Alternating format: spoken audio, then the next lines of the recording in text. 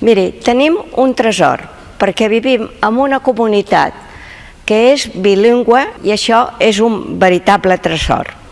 Totes dues llengües s'han de protegir i s'han de potenciar.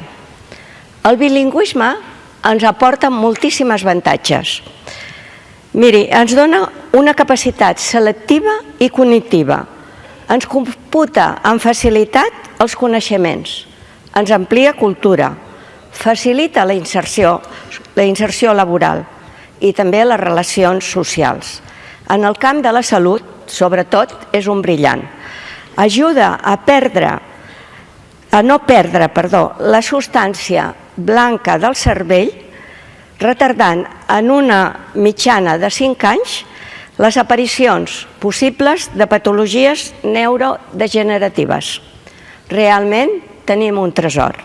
Però malgrat tot aquest tresor, la política lingüística de la comunitat tendeix obsessivament a un monolingüisme.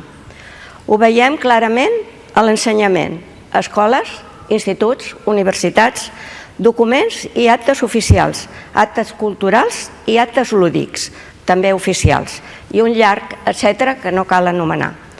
És evident que el castellà es tracta oficialment com una llengua residual que cal escombrar.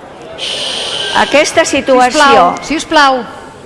situació anòmala en qualsevol país bilingüe priva drets i limita oportunitats de futur als nostres nens i joves, tant personal com laborals, i distorsiona la convivència social, s'ha vist.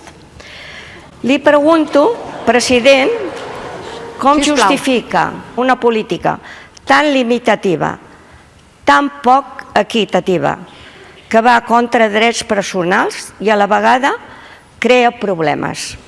No oblidi que som milers i milers de catalans que tenim el castellà com a llengua materna i ens sentim francament ferits. Nosaltres també som catalans.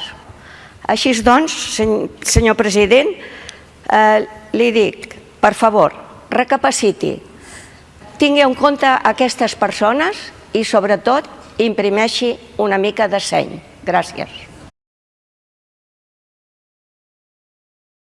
Yo quiero recordar que los que estamos aquí preguntando representamos la sociedad catalana y, por tanto, inquietudes como las de Carmen las tiene mucha gente, así que me parece lamentable la impertinencia del público en cuanto a su intervención. Después, sobre lo de las becas, por favor, silencio. Sobre lo de las becas.